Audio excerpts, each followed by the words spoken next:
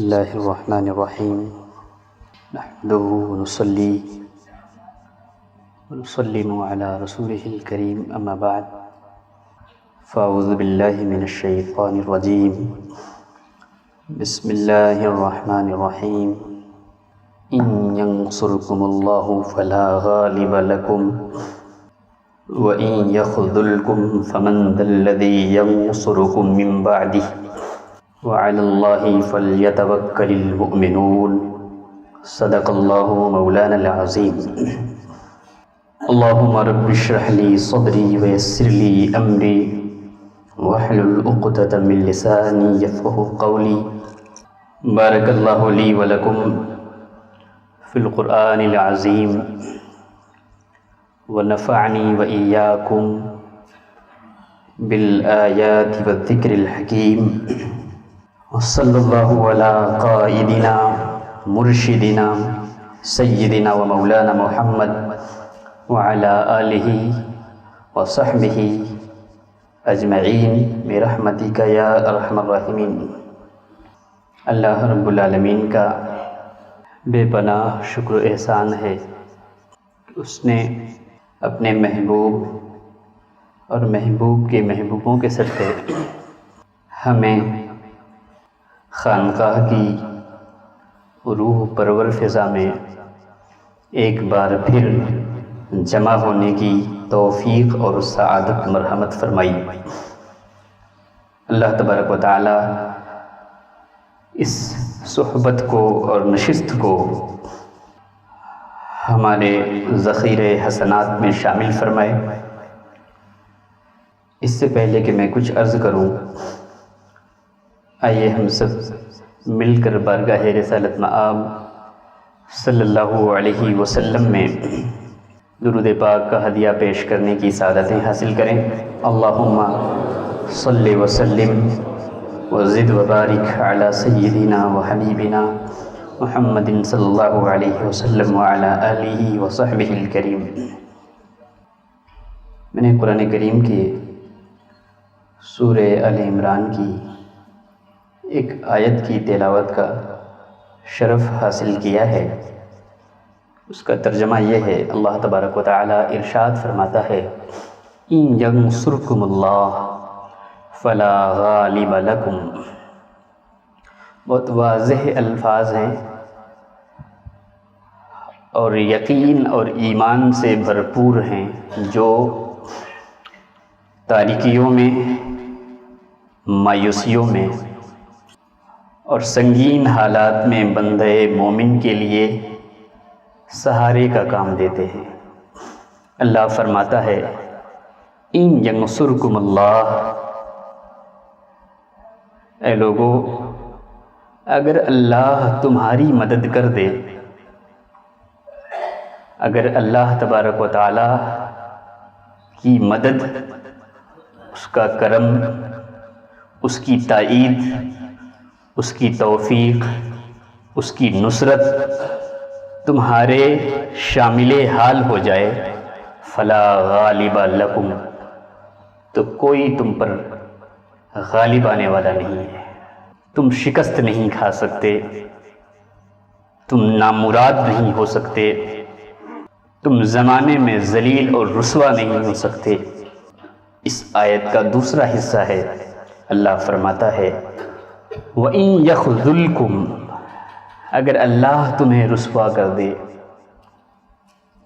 اگر اللہ تمہیں بے یار و مددگار چھوڑ دے، اگر اللہ تبارک و تعالی اپنی رحمت کا منہ تمہارے حال زار سے موڑ دے، فَمَنْ ذَا الَّذِي يَنصُرُكُم مِّن بَعْدِهِ، تو ذرا بتاؤ، ذرا سوچو، تصور کرو، اگر اس کائنات کا خالق تمہارے ساتھ نہ ہو تو اس کے سوا کون ہے جو تمہاری مدد کرے گا؟ اس کے سوا کون ہے جو تمہارے حال زار پر رحم فرمائے گا؟ تاکیدی جملہ آخر میں اللہ تبارک و تعالی ارشاد فرماتا ہے، وَعَلَى اللَّهِ فَلْيَتَوَكَّلِ الْمُؤْمِنُونَ، اور وہ لوگ جن کے قلوب میں ایمان کی شمع روشن ہے، جن کے دلوں میں ایمان اور یقین کی روشنی ہے، وعلی اللہ فلیتوکل المؤمنون، ایسے لوگوں کو جو دائرہ ایمان و اسلام میں داخل ہو گئے، انہیں اللہ ہی پر بھروسہ رکھنا چاہیے، انہیں اللہ ہی پر توکل رکھنا چاہیے۔ اللہ تبارک و تعالیٰ نے بہت واضح انداز میں فرمایا، اس کائنات میں اگر اللہ کسی کی مدد نہ کرے، کسی قوم کی، کسی فرد کی، کسی معاشرے کی، کسی امت کی اگر اللہ مدد نہ کرے تو رسوائی سے اسے کوئی نہیں بچا سکتا۔ اگر ہم رسوا ہو رہے ہیں، اگر ذلت ہمارا مقدر ہے، اگر در بدر کی ہم ٹھوکریں کھاتے ہیں، تو ہمیں اپنے رویوں، اپنی روش، اپنے اعمال، اپنے کردار، اپنے گفتار اور اپنی زندگی کے شب و روز کا احتساب اور جائزہ لینا چاہیے۔ کہیں ایسا تو نہیں ہم نے اپنے اعمال کی، شامت اعمال کی وجہ سے ہم خدا کی نصرت سے محروم ہو گئے، ہم اللہ کی تائید اور اس کی توفیق اور اس کی نگاہ رحمت سے محروم کر دیے گئے۔ اللہ اگر کسی کی مدد کرے، اللہ تبارک و تعالیٰ اگر کسی کو عزت بخشے، کسی کو سرفراز کرنا چاہے، کسی کو سربلندی بخشنا چاہے، فلا غالب لکم، دستور ہے صبح قیامت تک کے لیے اس پر کوئی غالب نہیں آ سکتا۔ عزیزان گرامی، آج جن حالات میں ہم جمع ہیں بہت مشکل حالات ہیں، موت کا رقص جاری ہے چاروں طرف۔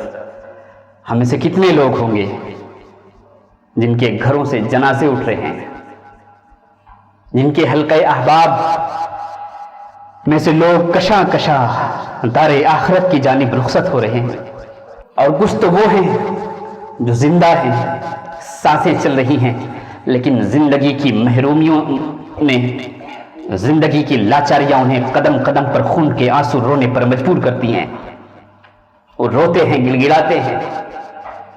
ان حالات میں ہمیں سوچنا ہوگا۔ حضور داعیہ اسلام نے، سیدی داعیہ اسلام نے ابھی نماز عشاء سے قبل کی نشست میں بڑی پیاری بات فرمائی کہ جب مشکل حالات آتے ہیں، جب تاریک حالات آتے ہیں، تو مشکل اس بات کی ضمانت ہوتی ہے کہ اس کے بعد آسان والا مرحلہ آنے والا ہے۔ ہر رات اس بات کی گواہی دیتی ہے کہ میں اگرچہ تاریک ہوں، چاروں طرف اندھیرا چھایا ہوا ہے، لیکن میرے بعد ایک چمکتا سورج بھی نکلنے والا ہے۔ ان حالات میں مسلمانوں کو رسول کریم صلی اللہ علیہ وسلم کے اسوہ پر چلتے ہوئے، رسول کریم صلی اللہ تعالیٰ علیہ وسلم کی سیرت سے روشنی لیتے ہوئے آنے والے حالات کے لیے تیاری کرنی ہوگی اور اپنے آپ کو آمادہ کرنا ہوگا۔ ابھی مفتی آفتاب رشک مصباحی صاحب نے بڑی قیمتی باتیں ارشاد فرمائی۔ ایک حدیث مجھے یاد آئی، اسی پس منظر میں اللہ کے رسول صلی اللہ علیہ وسلم ارشاد فرماتے ہیں، کل امتی یدخلون الجنہ، میرا ہر امتی جنت میں جائے گا، الا من ابا، سوائے اس شخص کے جو انکار کرنے والا ہوگا، ابا کرنے والا ہوگا۔ قیل ومن یابا یا رسول اللہ صلی اللہ علیہ وسلم، استفسار کیا گیا یا رسول اللہ یہ ابا کرنے والے لوگ کون ہیں؟ آقا کریم یہ انکار کرنے والے لوگ کون ہیں؟ اللہ کے رسول نے فیصلہ کن اور عبرت انگیز جملہ ارشاد فرمایا۔ پیارے آقا نے ارشاد فرمایا، من اطاعنی فقد دخل الجنہ ومن عصانی فقد ابا، جو میری اطاعت کرنے والا ہے، جو میرے فرمان پر دل و جان سے عمل کرنے والا ہے، جو میرے فرمودات سے اپنی زندگی کی تاریکیوں کو روشن کرنے والا ہے، دخل الجنہ، وہ جنت میں جائے گا۔ ومن عصانی فقد ابا، اور یہ عصیان، تکبر، حسد، بغض، نفرت، عناد اور گناہوں میں زندگی بسر کرنے والے، عشق رسول کے تابوں سے اپنی زبانوں کو تر رکھنے والے، اگر کردار محمد عربی والا نہیں ہے، رسول کریم فرماتے ہیں من عصانی فقد ابا، ابا کرنے والا وہ ہے جو میری نافرمانی کرنے والا ہے۔ ایک واضح بات اللہ کے رسول نے ارشاد فرمائی۔ جو ہمارے لیے پیمانہ بھی ہے، ایک ترازو ہے کہ اپنے دعووں کو، اپنی زندگیوں کو، اپنے کردار کو ہم اس پیمانے پر تولیں، رسول کریم صلی اللہ علیہ وسلم کے دیے ہوئے پیمانے پر۔ زندگی جہاں جہاں تک اتباع مصطفیٰ میں ڈھل جاتی ہے، وہاں وہاں جنت کے راستے قریب ہو جاتے ہیں، اور زندگی جب بارگاہ مصطفیٰ سے دور ہو جاتی ہے، انسان کی زبان جب رسول کریم صلی اللہ علیہ وسلم کی سیرت سے دور ہو جاتی ہے، انسان کا کردار جب رسول کریم صلی اللہ علیہ وسلم کی اطاعت سے دور ہو جاتا ہے، فقد ابا، یہ انکار کرنے والے لوگ۔ آج ہمیں اپنے رویوں کا جائزہ لینا ہوگا۔ ایک طالب علمانہ انداز میں نے بہت سوچا کہ آخر یہ جو عالم اسلام ہے، یہ مسلمان نام کی قوم جو اس روئے زمین پر ہے، آخر اس قدر پستی، پسماندگی کا شکار کیوں ہے، اور اس سے نکلنے کے کیا ذرائع ہو سکتے ہیں، اسباب ہو سکتے ہیں۔ تو میں نے اپنی ناقص فکر کے مطابق چند نکات تحریر کیے۔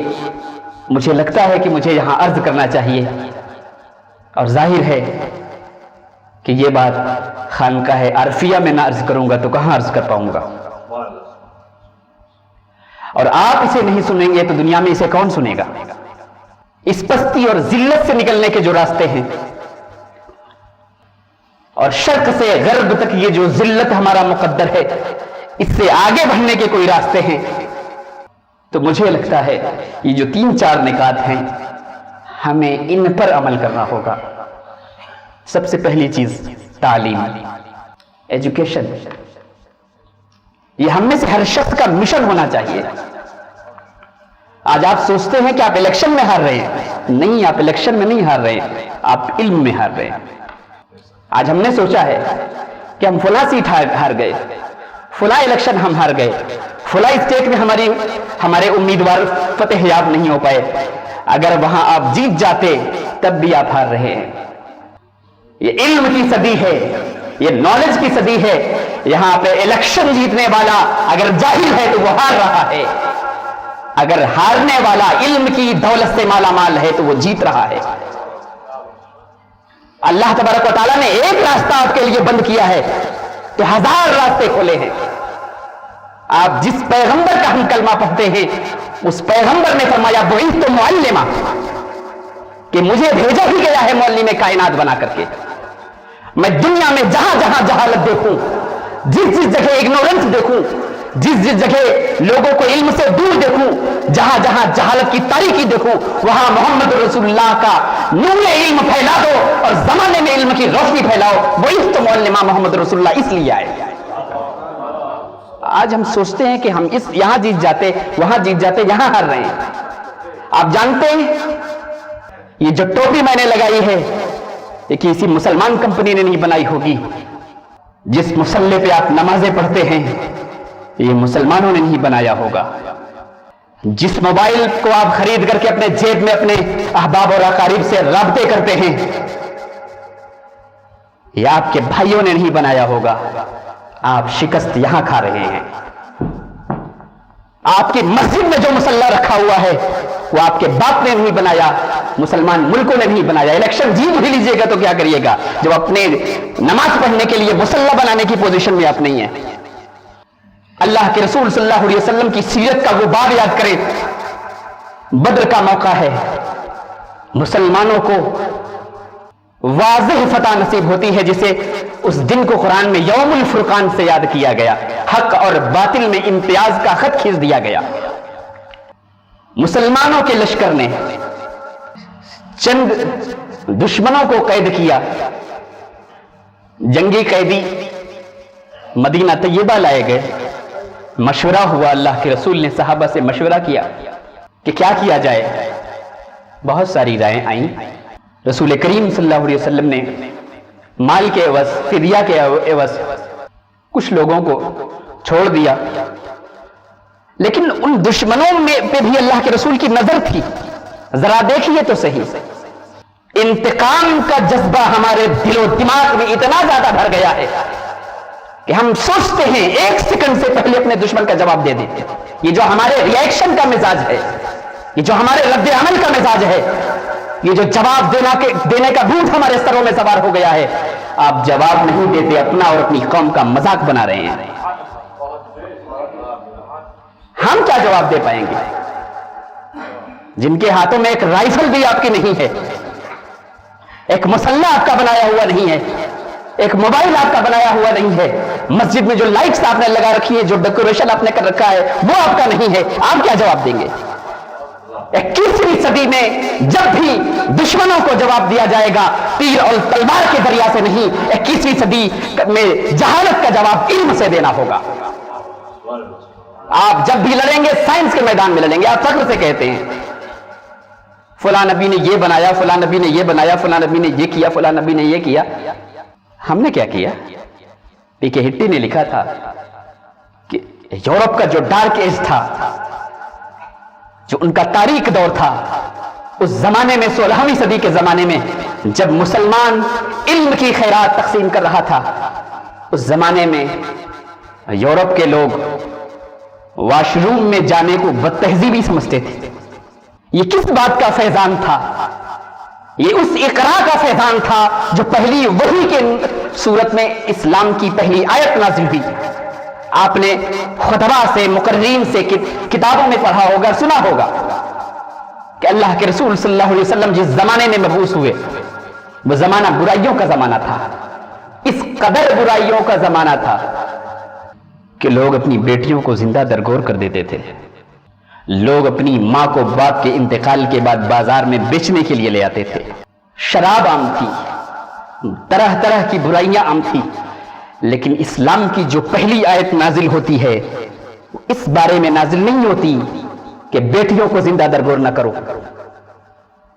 قرآن کی صورت میں جو پہلی وحی نازل ہوتی ہے اس بارے میں نازل نہیں ہوتی کہ ماں اور باپ کا احترام کرو۔ ایک ایسا ماحول جو برائیوں سے بھرا ہوا ہے، برائیوں میں ڈوبا ہوا ہے، وہاں برائیوں کو ٹارگٹ نہیں کیا جاتا۔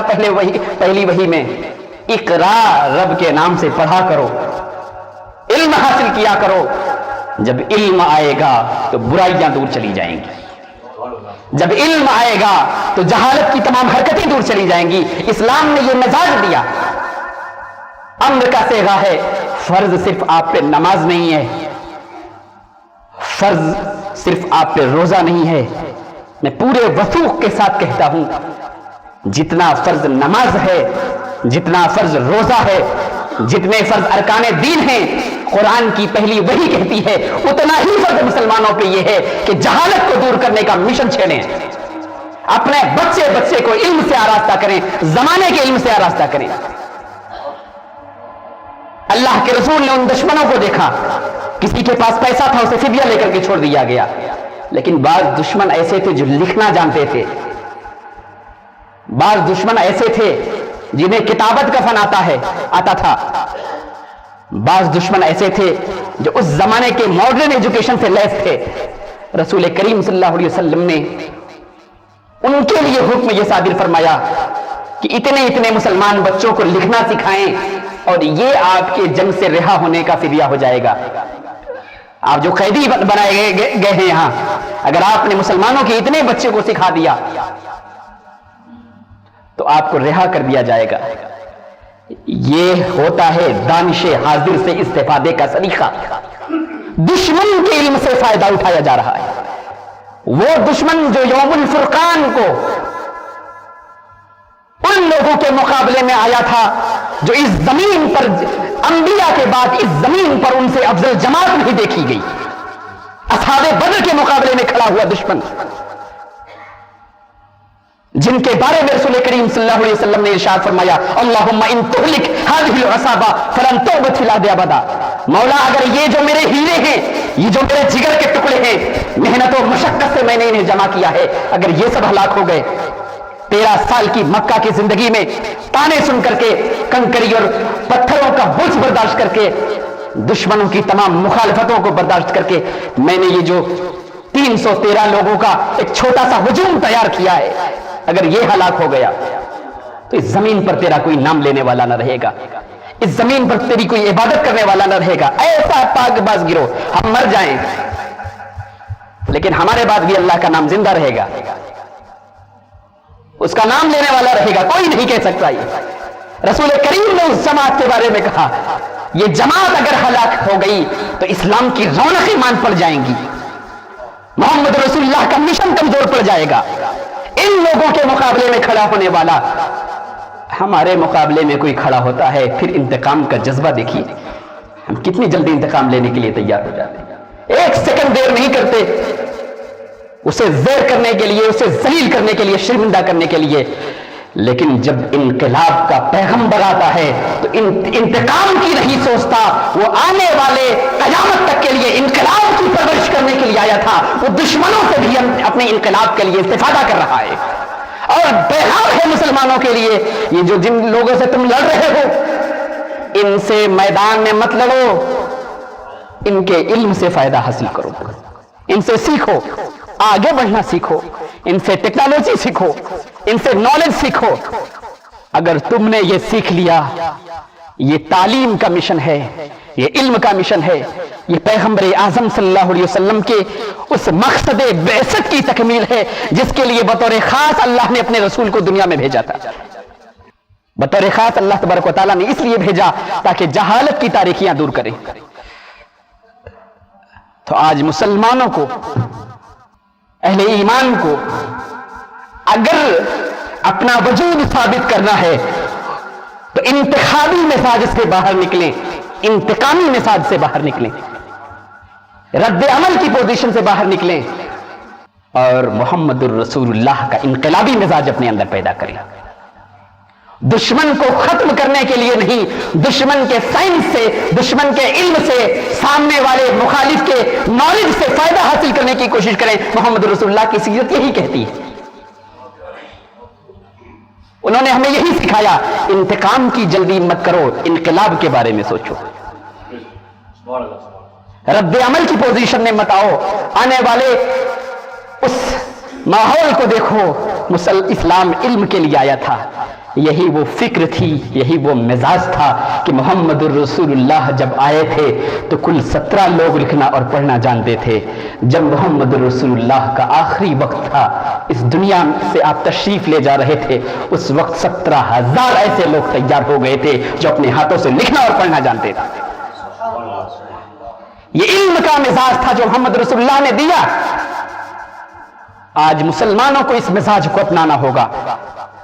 آپ فرض سمجھیں اس بات کو, کبھی بھی جاہل قوم دنیا میں سردار نہیں بنائی جاتی. جاہل قوم نعرہ بہت لگا سکتی ہے, دھرنے دے سکتی ہے, آواز بہت بلند کر سکتی ہے, لیکن اس دنیا میں باعزت پوزیشن نہیں حاصل کر سکتی. یہ محمد رسول اللہ نے طے کر دیا تھا اور 21ویں صدی نے اسے مزید اس پر حرف توثیق ثبت کر دیا.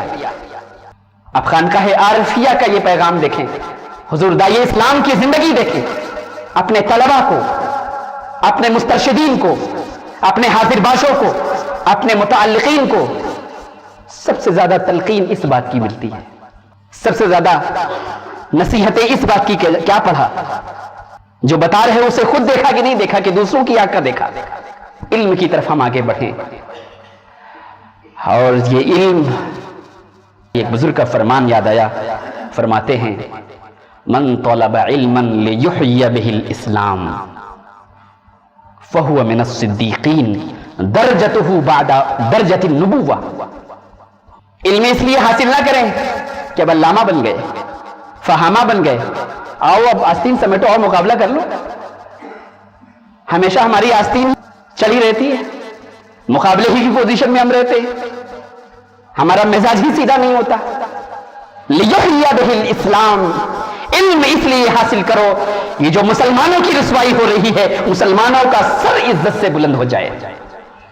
علم اس لیے حاصل کرو یہ جو اسلام سرنگو ہو رہا ہے, اسلام کا پرچم یہ بلند ہو جائے.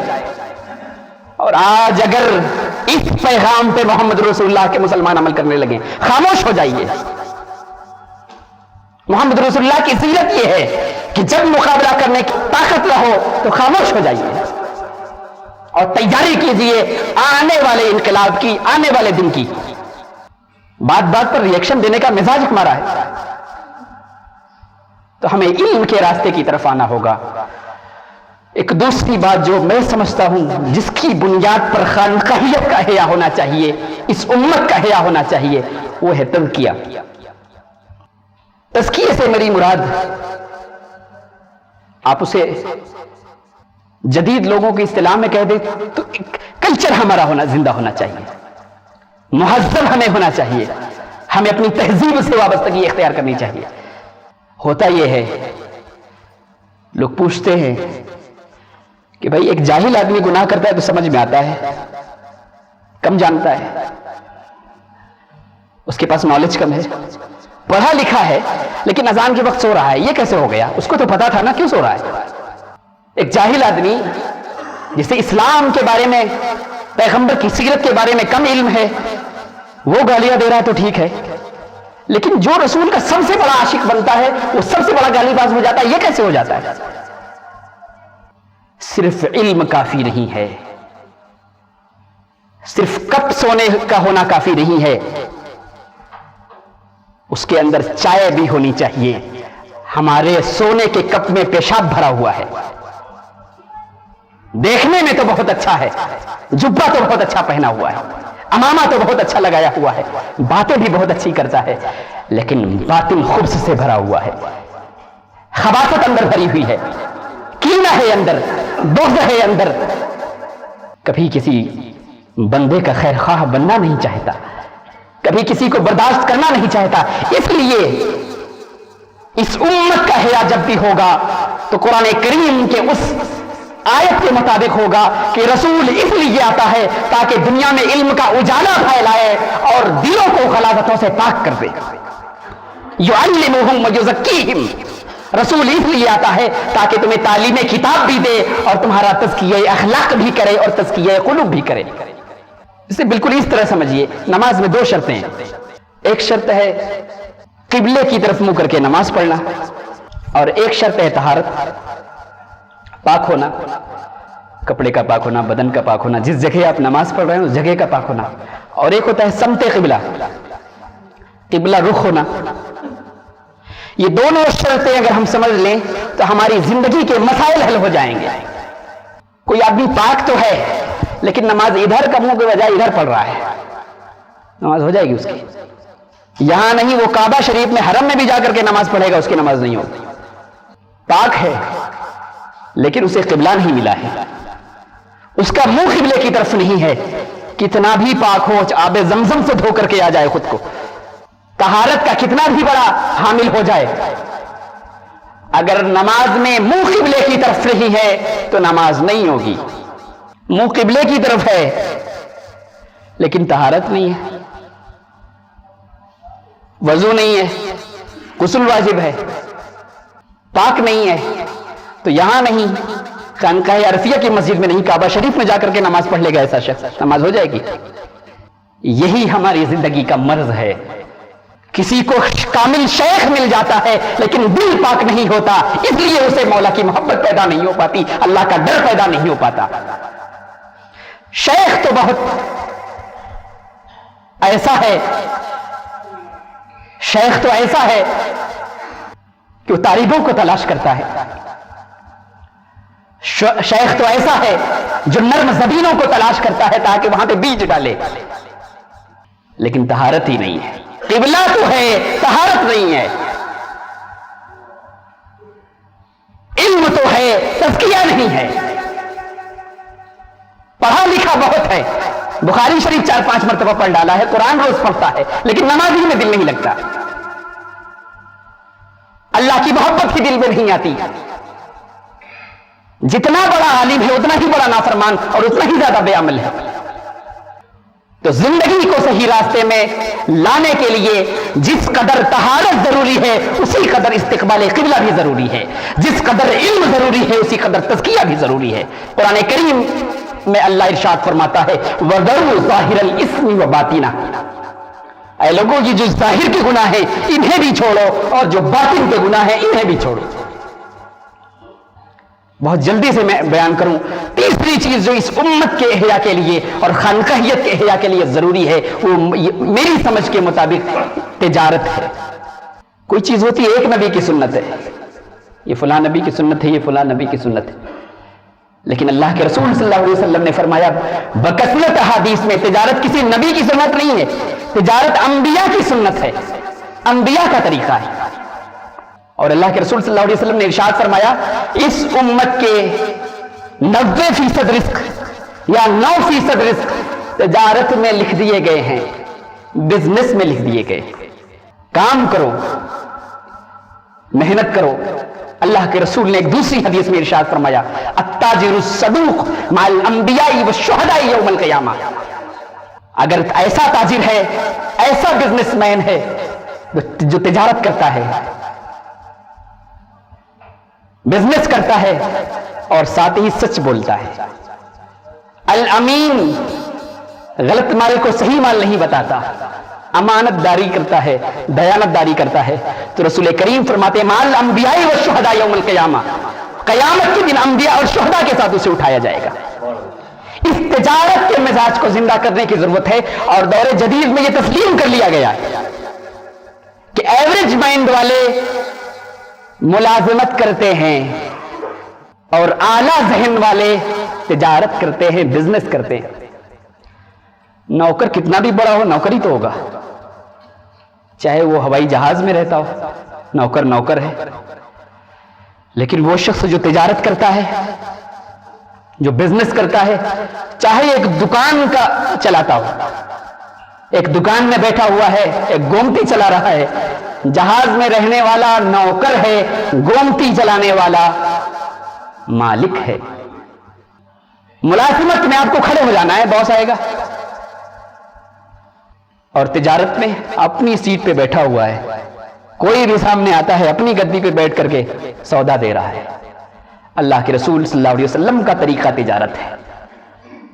آج امت کو اس مزاج کو اجتماعی طور پہ پیدا کرنا ہوگا۔ لوگ کہتے ہیں کہ ہمارے لیے یہ راستہ بند ہے، اللہ کے نبی نے ہمارے لیے دوسرا راستہ کھولا۔ ملازمت کا راستہ بند ہے، نوکریوں کا راستہ بند ہے، جاب کا راستہ بند ہے، آپ رسول اللہ کی سنت کے مطابق تجارت کیوں نہیں کرتے؟ رسول اللہ صلی اللہ علیہ وسلم کی تعلیم کے مطابق بزنس میں آگے کیوں نہیں بڑھتے؟ ایک شخص علوم میں امام غزالی علیہ رحمہ اور رضوان نے ایک بڑی پیاری روایت نقل کی ہے۔ اللہ کے رسول کا زمانہ تھا، رسول کریم اپنے صحابہ کے ساتھ تشریف فرما تھے۔ ایک جوان آدمی بہت تیزی کے ساتھ چلتا ہوا سامنے سے گزر گیا۔ چند صحابیوں کی اس پر نظر پڑی، ان میں سے ایک نے کہا کہ کتنا پیارا نوجوان ہے، کتنا طاقتور ہے، زندگی میں بھاگ دوڑ کر رہا ہے، بزنس کر رہا ہے، دھندے میں لگا ہوا ہے، کاش یہ اللہ کی عبادت کرتا تو کتنا بھلا ہوتا، کاش یہ اپنی جوانی کو عبادت میں گزارتا تو کتنا اچھا ہوتا۔ رسول کریم نے ایک مزاج دیا، رسول کریم نے ایک مزاج دیا، نماز پڑھنا صرف عبادت نہیں ہے۔ اگر یہ شخص اس لیے بھاگ دوڑ کر رہا ہے تاکہ اپنے گھر والوں کو بھیک مانگنے سے بچائے تو یہ عبادت میں ہے۔ اگر یہ شخص اس لیے دھندے میں لگا ہوا ہے، کام میں لگا ہوا ہے کہ اپنی بیوی کو کھانا کھلائے، اپنے بوڑھے ماں باپ کی خدمت کرے تو یہ عبادت میں ہے۔ ایک دوسری روایت مجھے یاد آئی، رسول کریم صلی اللہ علیہ وسلم نے ارشاد فرمایا بہت سارے گناہ ایسے ہوتے ہیں جو نماز سے معاف نہیں ہوتے، روزے سے بھی معاف نہیں ہوتے، حج اور زکوٰۃ سے بھی معاف نہیں ہوتے۔ ہماری بہت ساری خطائیں ایسی ہیں جو کسی نیکی سے نہیں مٹتی ہیں، نماز پڑھ لیں، روزہ رکھ لیں، حج رکھ لیں، زکوٰۃ کسی سے بھی معاف نہیں ہوتی۔ اللہ کے رسول نے ارشاد فرمایا حلال رزق کی تلاش میں جھیلنے والی جو مشقت ہے، بندہ جو صعوبت جھیلتا ہے، جو مشقت جھیلتا ہے، یہ گناہ اس سے معاف ہو جاتے ہیں۔ نماز سے معاف نہیں ہوا، لیکن لگا ہوا ہے، گرمی کا ٹائم ہے۔ مجھے کافی دن پہلے میں خانقاہ میں رہتا تھا تو مجھے ایک پرکاش بھائی یہاں پہ رہتے تھے، مجھے بہت زمانے سے ملاقات نہیں ہوئی۔ 20-25 کلومیٹر رمضان کے دنوں میں سے سائیکل چلا کر کے بندہ آتا تھا اور وہاں جا کر کے اپنا کام کرتا تھا پتھر کا، اور حضور داعی اسلام کی صحبت میں تراویح اور افطار کرنے کے لیے 28 کلومیٹر 20 کلومیٹر سے پیدل آتا تھا۔ اللہ کے رسول فرماتے ہیں ایسا شخص انبیاء کے ساتھ اٹھایا جائے گا، شہداء کے ساتھ اٹھایا جائے گا، صدیقین کے ساتھ اٹھایا جائے گا۔ ہم نے تجارت چھوڑ دیا ہے، اپنے دین کو ہی تجارت بنا لیا ہے، دھندا چھوڑ دیا ہے۔ ایک بڑی طنز بھری بات ایک دوست نے بھیجی ہے، انہوں نے ارشاد فرمایا کہ یہ جو 50+ جو مسلم کنٹریز ہیں، یہاں کے جو سارے علماء ہیں اور سارے زاہد ہیں، سارے نیک لوگ، یہ سب اللہ سے دعا کر رہے ہیں کہ اللہ تبارک و تعالیٰ ان کافروں کو توفیق دے کہ کورونا کی ویکسین بنا دیں اور ہم سب کا بھلا ہو جائے۔ ہم ایسی زندگی جینے پہ مجبور ہیں، آپ کیسے جنگ لڑیے گا؟ اور ایک تاریخی طور پہ یہ ایک سچائی ہے، اسلام جتنا صوفیہ اور علماء کی کتابوں اور باس و نصیحت کے ذریعہ سے پھیلا ہے، اسلام اتنا ہی زیادہ تاجروں کی دیانتداری کے ذریعہ سے بھی پھیلا ہے۔ مسلمان بزنس مین نے اسلام کو پھیلایا ہے۔ مجھے صوفیہ کی تاریخ میں ایک بڑی عظیم شخصیت حضرت خواجہ بہاؤالدین زکریا ملتانی کی ہے۔ آج کے زمانے میں مختلف زبانوں کے سکھانے کا ایک چلن ہے، اس زمانے میں اس کا کوئی نام و نشان نہیں تھا۔ آپ نے اپنے مدرسہ میں جہاں باضابطہ ہاسٹل بھی تھا، دور دراز سے طلبہ تشریف لے آتے، آپ کے ہاں رہتے، اور آپ نے الگ الگ زبان اور تہذیبوں کے جاننے والوں کو وہاں بلایا تاکہ میرے طلبہ کو الگ الگ زبانیں آ جائیں۔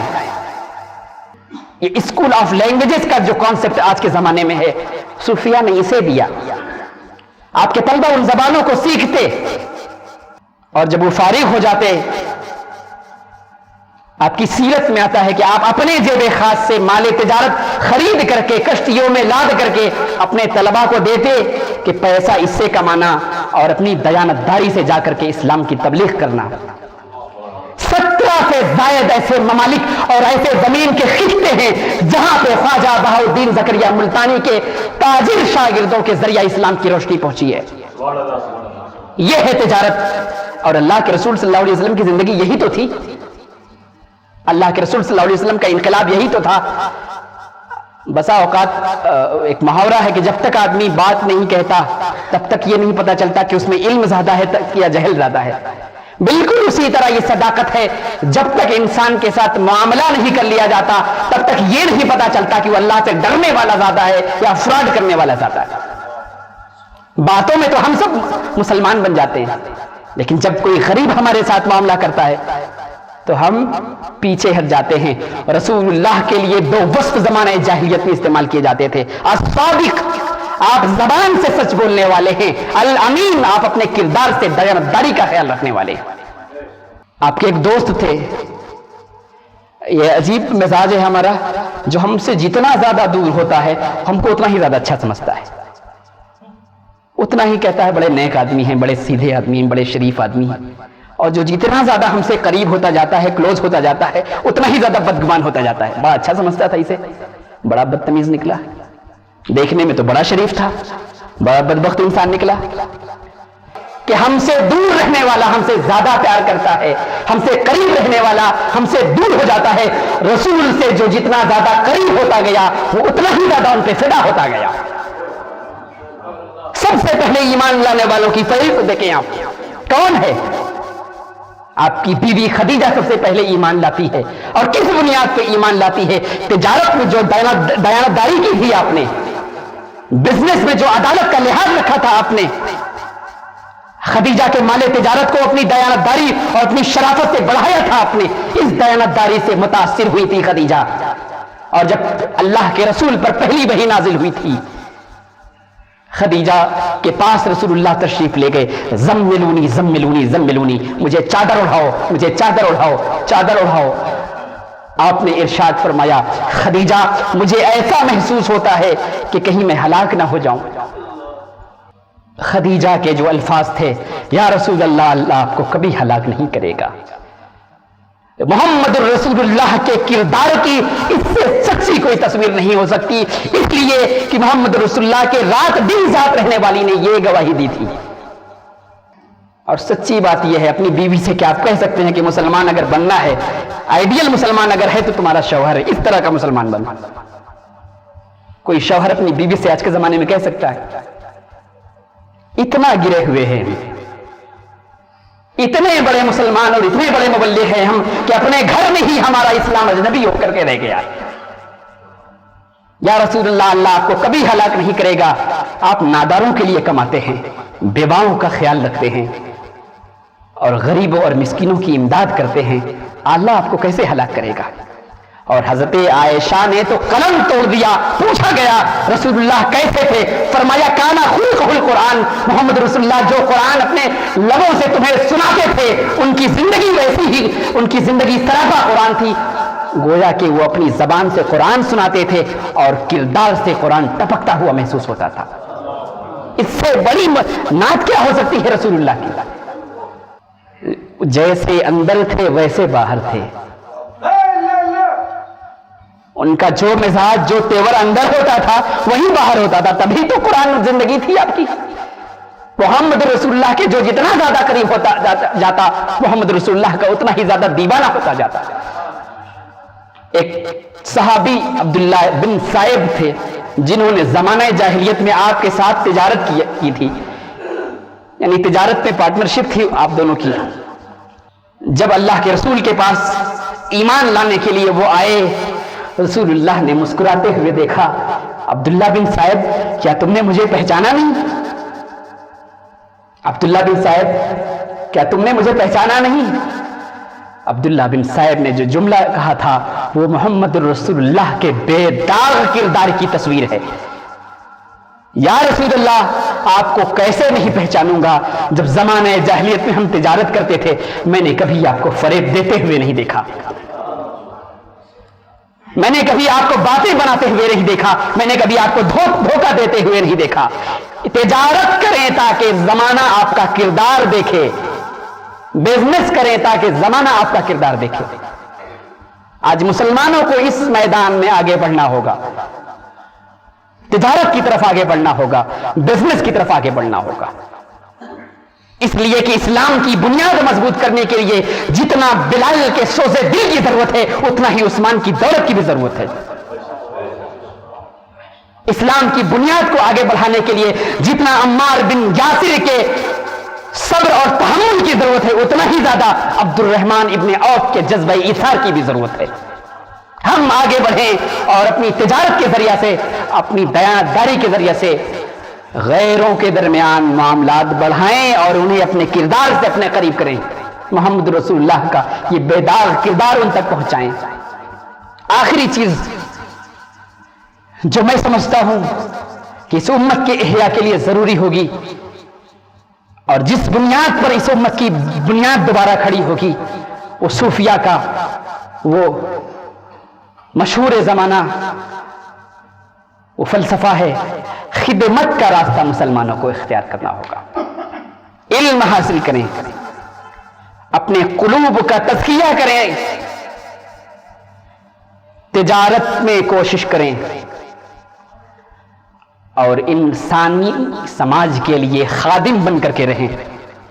خدمت کا مزاج پیدا کریں. حضرت بابا فرید کا وہ جملہ بڑا پیارا لگتا ہے. فرمایا کہ اللہ تبارک و تعالیٰ 100 سال کی عبادتوں کو ضائع کر دیتا ہے لیکن خدمت کا ایک لمحہ اللہ کے یہاں ضائع نہیں کیا جاتا. خدمت کے راستے کو چنیں، انسانوں کی سیوا کریں. آج جانتے ہیں محمد رسول اللہ کا کارٹون بنایا جاتا ہے، گستاخیاں کی جاتی ہیں، فوراً سڑکوں پہ آ جاتے ہیں، بائیکاٹ کر دیتے ہیں. اس سے ایک بات تو یہ بھی سمجھ میں آتی ہے کہ کتنا زیادہ ہم دوسروں سے خریدتے ہیں. اس سے ایک چیز تو ہم یہ سیکھ سکتے ہیں کہ ہم کتنا زیادہ دوسروں پہ ڈیپینڈ ہیں.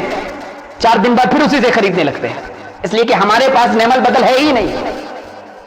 پورا عالم اسلام کنزیومر بن گیا ہے، ہمیں پروڈیوسر بننے کی ضرورت ہے. کم سے کم اپنا مسلح تو آپ بنائیں. جس ٹوپی کو لگا کر کے اپنی شان بلند کر رہے ہیں آپ، اس ٹوپی تو اپنی کمپنیوں میں بنائیں. جس موبائل کو آپ لے کر کے فخر سے چل رہے ہیں وہ موبائل تو مسلمانوں کے ہاں بنے. مسلمانوں کے ہاں جو دولتوں کا انبار ہے کیا وہ کسٹمر بننے کے لیے، لوگوں کی بنائی ہوئی چیزیں خریدنے کے لیے ہیں؟ یہ مزاج نہیں تھا. خدمت کا راستہ اپنائیں. آخری راستہ جو صوفیہ کا ہے، حضرت شیخ شبلی رضی اللہ تعالیٰ عنہ کا انتقال ہو گیا. انتقال کے بعد کسی نے آپ کو خواب میں دیکھا, کہا شبلی اللہ نے آپ کے ساتھ کیا معاملہ کیا, کیا حال ہے آپ کا, آخرت میں آپ کے ساتھ کیا معاملہ ہوا؟ تو شبلی, حضرت شبلی نے ارشاد فرمایا اللہ نے مجھ پر بڑا کرم فرمایا, میری مغفرت فرما دی. کہا کیسے؟ کہا جب اللہ کے ہاں میں پیش ہوا, اللہ نے کہا شبلی تیری مغفرت کرتا ہوں.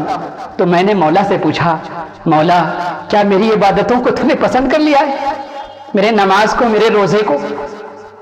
اللہ نے کہا شبلی نہیں, اے مولا جو میں نیک بندوں کی صحبت میں رہتا تھا, جو میں اولیاء کی صحبت میں رہتا تھا, کیا یہ تجھے پسند آ گیا ہے؟ اللہ نے فرمایا شبلی نہیں, اللہ تیرے بندوں کو اپنی زبان سے تیرے در کی طرف مائل کرنے کے لیے زندگی میں نے صرف کر دی, تیری بارگاہ کی طرف متوجہ کے لیے اپنی زندگی کی تمام ساعتیں قربان کر دی. مولا کیا تجھے یہ باتیں پسند آ گئی ہیں؟ اللہ نے فرمایا نہیں. شبلی کیا تمہیں یاد ہے ایک ٹھنڈی رات تھی, اس رات تم کہیں جا رہے تھے, ایک چھوٹی سی بلی تھی, اسے ٹھنڈ لگ گئی تھی, تم نے ایک گرم کپڑے سے جا کر کے بلی کو ڈھانپ لیا, تمہارے دل میں ترس آیا, رحم آیا, اس بلی کی حالت زار دیکھ کر کے تم نے اسے گرم کپڑے میں ڈھانپ لیا. اللہ کو تمہاری یہ خدمت جو ہے یہ پسند آ گئی ہے, یہ تمہاری جو ادا ہے اللہ کو یہ پسند آ گئی ہے. حضرت بابا فرید کا وہ ارشاد یاد کریں, اللہ عبادتوں کو ضائع کر دیتا ہے لیکن خدمت کو ضائع نہیں کر دیتا. آج اس مزاج کو پیدا کرنے کی ضرورت ہے, اہل خانقاہ کو بھی اور مسلمانوں کو بھی. قیامت تک کے مسلمانوں کا احیاء ترقی تبھی ہوگی جب مسلمان رسول اللہ کے سیرت پہ چلیں گے. رسول اللہ ختم نبوت, آپ کے بعد نبوت ختم ہے. اس کے دو مفہوم بہت واضح ہیں خاتم النبیین ہونے کے, بالکل کلیئر اور واضح مفہوم ہیں. ایک یہ محمد رسول اللہ آخری نبی ہیں, اب نبوت کے دروازے پر مہر لگا دی گئی ہے, ختم, یہاں کے بعد کوئی نبی نہیں آئے گا. اس کا مطلب یہ ہوا کہ اب محمد رسول اللہ کے بعد اس زمین پر کوئی ہستی ایسی نہیں جس کی بات کو بغیر کسی شک اور شبہے کے قبول کر لیا جائے. ہر صاحب قول سے مواخذہ کیا جائے گا, دلیل پوچھی جائے گی. محمد رسول اللہ کی ہر بات خود دلیل ہوتی تھی. وہ آخری نبی ہیں, لا ریب فیہ, اگر کسی کا کلام ہوگا تو محمد رسول اللہ کا ہوگا. اب کوئی نبی نہیں آئے گا. اس کا مفہوم یہ ہے کہ اب ہر شخص سے اس کی بات کی دلیل پوچھی جائے گی. اگر دلیل مضبوط ہوگی بات کو قبول کر لیا جائے گا, دلیل کمزور ہوگی تو بات کو بغیر کسی تردد کے رد کر دیا جائے گا. یہ محمد رسول اللہ کی شان تھی اور وہ آخری بشر تھے اس سند کے ساتھ. اور ختم نبوت کا دوسرا مفہوم یہ ہے کہ اللہ نے صلاح و فلاح کا جو منہج دیا ہے اس انسانیت کو, کامیابی کا جو مزاج دیا ہے اور کامیابی کی شاہراہ پر چلنے کا جو طریقہ اللہ نے بتایا ہے, اب قیامت تک مسلمان جب بھی اپنی پستی کو, ذلت کو دور کرنا چاہیں گے اسی ختم نبوت سے فیض حاصل کریں گے. کوئی ایسا راستہ نہیں ہے جو مسلمانوں کو ترقی کی طرف پہنچا دے. قرآن اعلان کرتا ہے لقد کان لکم فی رسول اللہ اسوۃ حسنہ, اے لوگوں تمہارے لیے رسول اللہ کی زندگی نمونہ عمل ہے. آپ کی زندگی کو دیکھو. اب ان کے بعد نہ کوئی ایسا ماڈل آنے والا ہے جو اللہ کو پسند ہے قطعی طور پر, اور نہ ان کے بعد کوئی ایسی شخصیت اس دنیا میں پیدا ہونی ہے جس کی بات کو بغیر کسی دلیل کے مان لیا جائے گا. محمد رسول اللہ آخری نبی ہے اور یہ امت آخری امت ہے. اس امت کو اپنے مزاج اور اپنے فکر اور اپنے راستے کی اگر اصلاح کرنی ہے تو محمد رسول اللہ کے کردار سے کرنی ہے. اقول قولی ھذا واستغفر اللہ لی ولکم ولسائر المسلمین فاستغفروہ من الذنب فانہ هو الغفور الرحیم. السلام علیکم.